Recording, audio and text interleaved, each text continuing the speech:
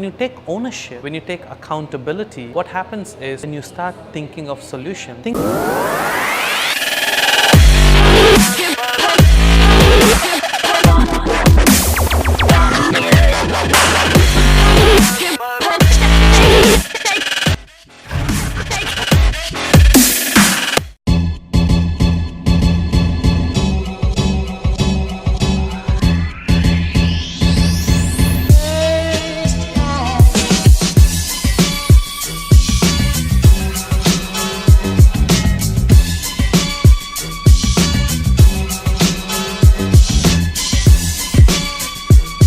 Good morning. What I want to say today, right, is, and this is an interesting point, I even made it on the Facebook video. Discipline is the freedom that one wants. Everyone wants freedom. Countries went to war to get freedom back. So everyone loves freedom, the idea of freedom. But people don't like generally discipline. But if you see both of them on a very deep level, not on just a surface level, but if you go down and see them on a deep level, they both are correlated. There is no discipline, there is no freedom. There is no freedom because there is no discipline. It's mutually connected, and I really want that to be a driving point for home. And I read this from Jocko. I think he's one of the Navy SEALs, ex-Navy SEALs, extremely respected in his community, and now he's more on leadership and that sort of stuff with the training.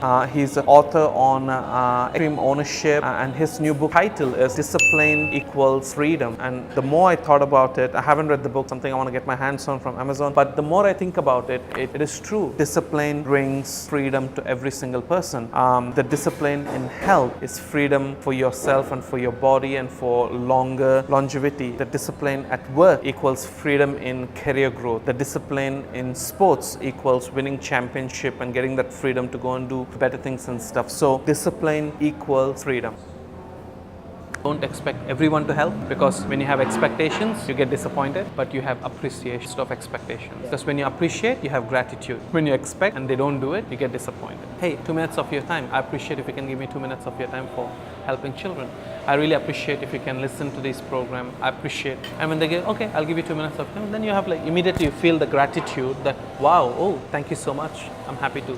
So expectations, not meeting the expectations, disappointed, and disappointed for quite some time, anger, and then you're like, oh, but let's come back. What if there are no expectations? So for example, January, tomorrow I'm organizing a breakfast session with Vishnu. It starts at 7:30. I'm inviting you. Will you come or you won't come? It's your decision. I have no expectation from you. If you think speaking to our country head will help you to gain some knowledge, will help you to do better in sales and increase your sales by 20%, come. But if you don't think there is any value in it, if you don't come, it's okay also. If you don't come, it's okay also. But I'm inviting you. Thank you very much. So I have no expectations whatsoever. I'm like, no problem. You come, good for you. You don't come, in the first place, I did not expect. So I'm training a new trainee, and I'm expecting a lot of things from this new trainee. And when they don't do it, I'm disappointed. I'm expecting you to get promoted in 2 weeks. I'm expecting you to hit leadership criteria in 2 weeks. I'm expecting you to. No, my job is to give, and that's it.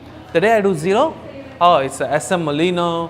There was no customer. So when I do well, I want to take all the credit. But when I don't do well, I want to pass all the blame. It's not fair, you know. But when you take ownership, when you take accountability, what happens is when you start thinking of solutions. Think about this. If this is your coffee shop and it's not doing well, who do you want to blame? Do you want to blame this next door shop? Do you want to blame the salad bar on that side? Do you want to blame the Alabang town center at the behind? Who do you want to blame? No, suddenly you're not in the blaming mode. You're thinking about maybe I should do some flyering. Maybe I should go and speak to the Sykes HR and strike a deal. If they send their employees, I'm giving 20% off. Maybe midnight employees come, they get 40% off. Then I can run my store longer and make more profit. I'm thinking about partnership. But you know why I'm thinking about those partnerships? Because I take ownership. So when you take ownership, you stop blaming people. But when you don't take ownership, when you take ownership, you stop. But when you don't take ownership, there's no ending for it.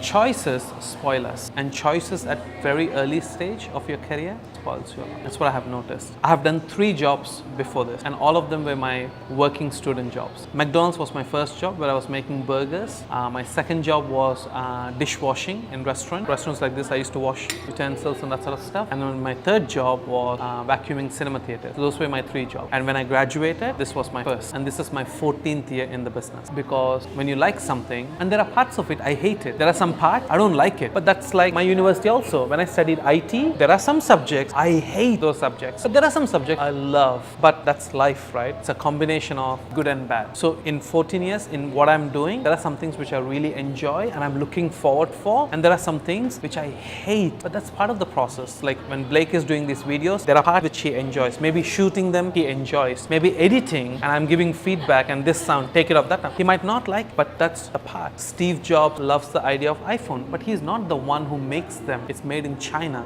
So there are parts of it you like and there are parts of it you don't like. People are always talking about this, like, do what you love. And I'm like, yeah, but how do you know what you love if you don't do anything? You know what I mean? You need to try, you need to experience, and and then you'll find that you like some of those things and some of it you don't like it, but then you're going to work around it because you like this so much that you're okay. These things you don't like it and stuff. There are some things which are like letting people go. I hate it. Firing people, I hate it. That's part of business. So there are lots of things I like, but then there are things which I hate, but then there are things which I love about business. So I need to look at, if what I love is more than what I hate, I'm going to do it. But what I hate is more than what I love, then I'm not going to do it.